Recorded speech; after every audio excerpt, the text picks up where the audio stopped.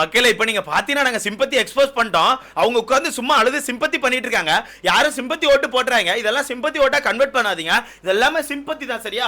நாங்க தான் sympathy expose பண்ணிருக்கோம். எங்களுக்கு மட்டும் ஓட்டுகள் போடுங்க. அவங்க சிம்பத்தி பண்ணிட்டு இருக்காங்க. சிம்பத்தி அதாவது இன்னொருத்தர் பண்ணா மட்டும் சிம்பத்தி, உங்களுக்கு அழுக வந்தா மட்டும் அது எமோஷனா? ஆனா சத்தியமா ஒன்று சொல்லி ஆகணும் ப்ரோ, இந்த வீட்டுக்குள்ள கர்மாங்கிறது வேற லெவல்ல வேலை செய்யுது ப்ரோ.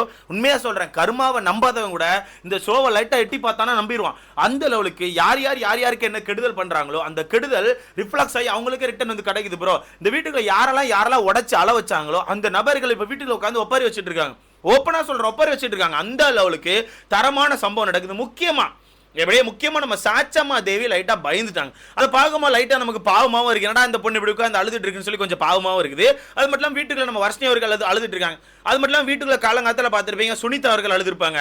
அப்புறம் வீட்டுக்குள்ள போனா தர்ஷிகா இருக்காங்கல்ல, தர்ஷிகா அவர்கள் வந்து பவித்ரா ஃபீல் பண்ணி பேசிட்டு இருக்காங்க. அது என்னென்ன விஷயங்கள் அப்படிங்கறது மொத்தமா பாத்துடலாமா? வீட்டுக்குள்ள பாத்தீங்கன்னா நம்ம தர்ஷிகா அவர்கள் காலையில உள்ள போயிட்டாங்க. ஓகேவா? உள்ள போனோன்னே எல்லார்ட்டையுமே ஒரு பாசிட்டிவ் வைப் தான் கொடுத்தாங்க. நான் யாருக்கும் நெகட்டிவ் கொடுக்க வரல. எல்லாரும் ஜாலியா இருங்க. முக்கியமா அந்த டாப் 6 எல்லாம் ரொம்ப ஜாலியா இருங்க. சூப்பரா கேம் ஆடுறீங்க. உங்களை பத்தி யார் என்ன சொன்னாலும் நீங்க அதை பத்தி கேர் பண்ணாதீங்க. உங்களுக்கான கேமை நீங்க போடுங்க. நீங்க கஷ்டப்பட்டு தான் இவ்வளவு தூரம் வந்திருக்கீங்க. சரியா? அதனால எதை பத்தி யோசிக்காதீங்க. உங்களுக்கான கேமை நீங்க போட்டுட்டே இருங்க. உங்களுக்கான வெற்றி வெளியே காத்துட்டு இருக்கு அப்படின்ற மாதிரி பயங்கரமான ஒரு பாசிட்டிவ் வைபை கொடுத்தாங்க. அந்த பாசிட்டிவ் வைப் கொடுக்கும்போது ஒரு 8 பேர் ஆல்ரெடி உள்ள வந்திருந்தாங்கல்ல, அந்த 8 பேருக்கான மூஞ்சி செத்து போச்சு. ஏன்னா அந்த 8 பேர் எப்படி யோசிக்க ஆரம்பிச்சாங்கன்னா, ஆஹா இப்ப வர்ற எல்லாருமே பாசிட்டிவ் தூக்கி கையில கொடுத்துட்டா அப்ப நம்ம எல்லாம் பயங்கர நெகட்டிவா தெரியுமாடா, அப்ப நம்ம பண்ண தப்பெல்லாம் மக்கள் எடுத்து போட்டு அடிப்பாங்கன்னு சொல்லிட்டு ஒரு பயம் வந்து என்ன பண்ண ஆரம்பிச்சாங்கன்னா, ஒரு சில பேர் மட்டும் தர்ஷிகா கிட்ட போயிட்டு, தர்ஷிகா நாங்க ஒரு கேம் ஆடணும்ல, அந்த கேமை மக்கள் எப்படி பாக்குறாங்க, அந்த கேம் மக்கள் மத்தியில தப்பா போயிருக்கு, அதை பத்தி நீ சொல்லுன்னு சொல்லிட்டு தர்ஷிகா கிட்ட கேக்குறேன். தர்ஷிகா இந்த விஷயத்தை லீக்கே பண்ணல, எதையுமே சொல்லாம தர்ஷிகா என்ன சொல்றாங்கன்னா, உங்களுக்கு அது ஒரு டாஸ்கா கொடுத்தாங்க. இந்த வீட்டுக்குள்ள நீங்க கேம் ஆட வந்தீங்க, இந்த வீட்டுக்குள்ள அந்த டாஸ்கை நீங்க பண்ண வந்திருந்தீங்க, இந்த டாஸ்கா பண்ணிட்டீங்க. ஓகேவா? ஒரு விஷயத்தை பண்றதுக்கு முன்னாடி தான் யோசிக்கணும். ஒரு விஷயத்தை பண்ண பிறகு அந்த விஷயத்தை பத்தி யோசிக்க கூடாது. கடந்து வந்துருங்க. அதை பத்தி கண்டுக்காதீங்க. நீங்க என்ன பண்ணிருக்கீங்களோ அதான் மக்கள் மத்தியில போய் சேர்ந்திருக்கும். நீங்க அதை பத்தி கேர் பண்ணாதீங்கன்னு சொல்லிட்டு பயங்கரமா சொல்லிட்டு இருந்தாங்க. அப்படி சொல்லும் போதே சாச்சன் அவர்களுக்கு பயம் வந்துட்டு, சாச்சன் அவர்கள் மட்டும் இல்ல, தர்ஷா குப்தாக்கு பயம் வந்துட்டு, சுனிதாக்கு பயம் வந்துட்டு, எல்லாருக்குமே பயம் வந்துட்டு. ஆஹா அப்ப தப்பா போயிருக்குமா, நம்ம பண்ண கேம் வந்து மக்கள் மத்தியில தப்பா போயிருக்கும், திருப்பி நம்ம நெகட்டிவா மாறி இருப்போம்னு சொல்லிட்டு ஒரு பயம் வந்து சாச்சன் அவர்கள் உடஞ்சிட்டாங்க. சாச்சன் அவர்கள் உடஞ்சு என்ன பண்றாங்கன்னா, அக்கா ஆல்ரெடி நான் மிகப்பெரிய நெகட்டிவ் பார்த்துட்டேங்க, திருப்பி எனக்கு நெகட்டிவா என்னால முடியலக்கா, எனக்கு ரொம்ப கஷ்டமா இருக்கு, இந்த கேம் இதுக்கு தான் நான் ஆட மாட்டேன்னு சொன்னேன், இருந்தாலும் எனக்கு ஒரு டாஸ்க் கொடுத்தாங்க அதானக்கா பண்ணேன்னு சொல்லிட்டு ஒரு மாதிரி உடஞ்சு அழ ஆரம்பிச்சாங்க.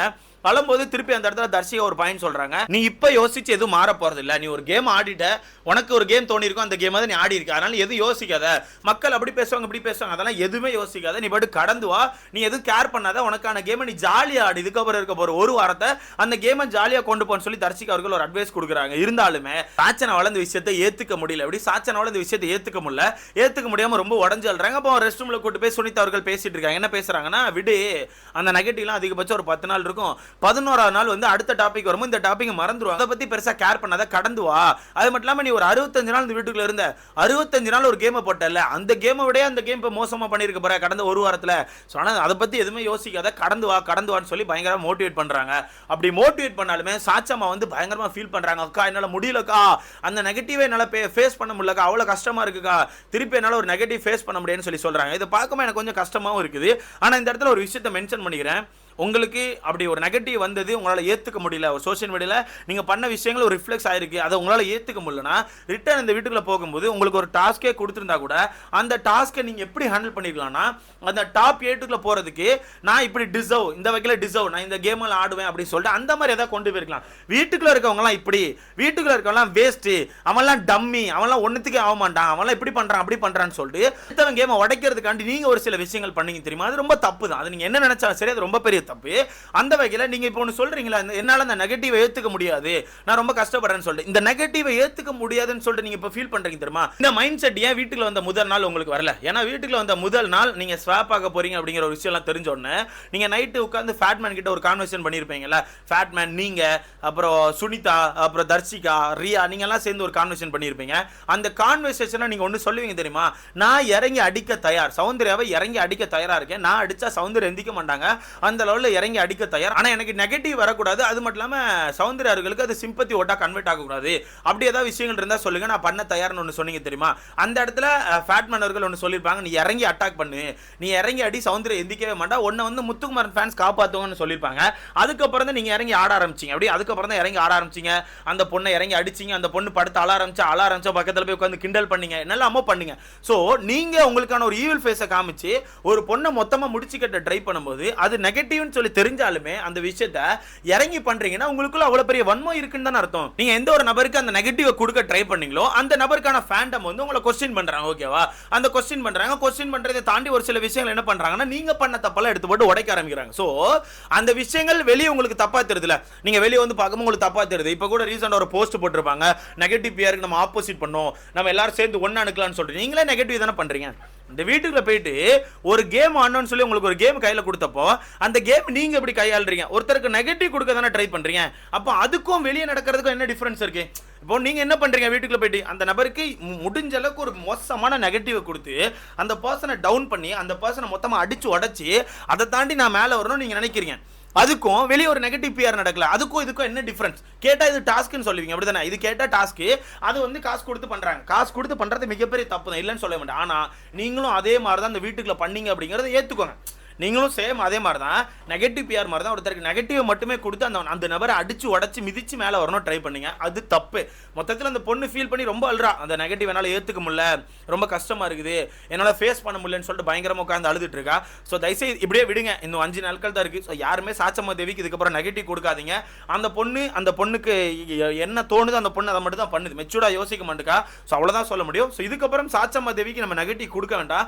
ஏன்னா அந்த பொண்ணு உடஞ்சு அழுறதை பார்க்கும்போது நமக்கே கஷ்டமா இருக்குது. சோ சாச்சம்மா தேவியை தள்ளி வச்சிடலாம். அந்த பொண்ணு இந்த வீட்டுக்குள்ள இருக்காளா இல்லையாங்கிறத கூட நம்ம யோசிக்க வேணாம், அப்படியே கடந்து வந்துருங்க. அந்த பொண்ணு என்ன பண்ணாலுமே பெருசா நம்ம அதை பத்தி பேச வேண்டாம். ஏன்னா நமக்கே கஷ்டமா இருக்கு, என்னடா இது ஒரு விஷயத்தை பண்றா, அதுக்கு ஒரு நெகட்டிவ் வருது, அந்த நெகட்டிவ் இப்படி அந்த நெகட்டிவ் பார்த்து இப்படி உடஞ்சு அல்றாளுங்கிறது நமக்கே கஷ்டமா இருக்குது. ஸோ அதனால சாச்சம்மா தேவி பத்தி இதுக்கப்புறம் பேச வேணாம். சாச்சம்மா தேவி எனக்கு தெரிஞ்சு வீட்டுக்குள்ள வந்து இதுக்கப்புறம் ஃபன் பண்ணுவாங்க நம்புறேன்.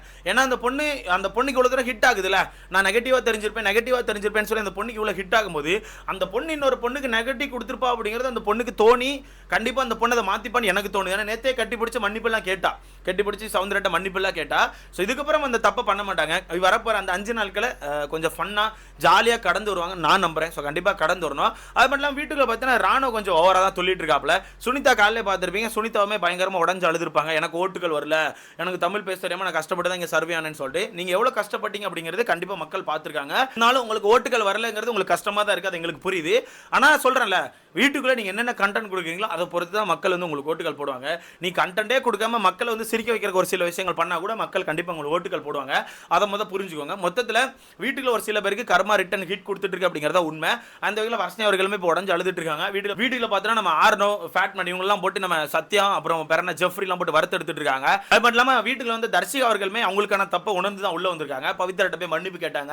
நீ சொன்ன விஷயங்கள் நான் ஃபர்ஸ்ட் ஏற்றிருந்துருக்கணும், கேட்டிருந்துருக்கணும், நீ என்னோட நல்லதுக்கு தான் நிறைய விஷயங்கள் பண்ணியிருந்திருக்கு, அதை நான் கேட்காம விட்டேன்னு சொல்லிட்டு அவங்களுமே அதை நினைச்சு கொஞ்சம் ஃபீல் பண்ணி அழுதுட்டு இருக்காங்க. மொத்தத்தில் எல்லாருக்குமே அவங்களுக்கான விஷயங்கள் கண்டிப்பாக புரியும் நான் நினைக்கிறேன். கண்டிப்பாக புரியணும். ஏன்னா நீங்க ஒருத்தருக்கு ஒரு நெகட்டிவ் கொடுக்குறீங்க தெரியுமா, ஒரு வாய்ப்பு உங்களுக்கு கிடைக்கணும்னு சொல்லிட்டு அந்த பர்சனை நெகட்டிவ் ஆக்கி அடிச்சு உடைச்சி மிதிச்சு மேலே போக ட்ரை பண்றீங்களா, சேம் அதே தான் வெளியே நடக்குது. ஸோ வெளியே நடக்கிறத நம்ம எவ்வளோக்குள்ள ஆப்போசிட் பண்றோமோ அதே மாதிரி உள்ள நீங்க அந்த விஷயங்களை பண்ணக்கூடாதுன்னு நானும் நினைக்கிறேன். கண்டிப்பாக நீங்க பண்ண மாட்டீங்க. ஸோ இதுக்கப்புறம் ஒரு 5 நாள் தான் இருக்குது, ரொம்ப ஜாலியாக கடந்து வாங்க. ஸோ நீங்க சொல்லுங்க நண்பர்களே, சாச்சம்மா தேவி உடஞ்சு அழுறாங்க, நெகட்டிவ் இருக்குது, என்னால் ஏற்றுக்க முடியல, ஃபேஸ் பண்ண முடியலன்னு சொல்லிட்டு. ஸோ இதை பற்றி உங்களுக்கான கருத்துன்னு சொல்லி மறக்காம கமெண்ட்ல போடுங்க. கண்டிப்பாக அவ்வளோதான் ப்ரோ, இதுக்கப்புறம் விட்டுருங்களா, இதுக்கப்புறம் பெருசாக நம்ம நெகட்டிவ் கொடுக்க வேண்டாம், ஃபன்னாக கொண்டு போகலாம். ஓகேவா? அடுத்த பார்க்கலாம்.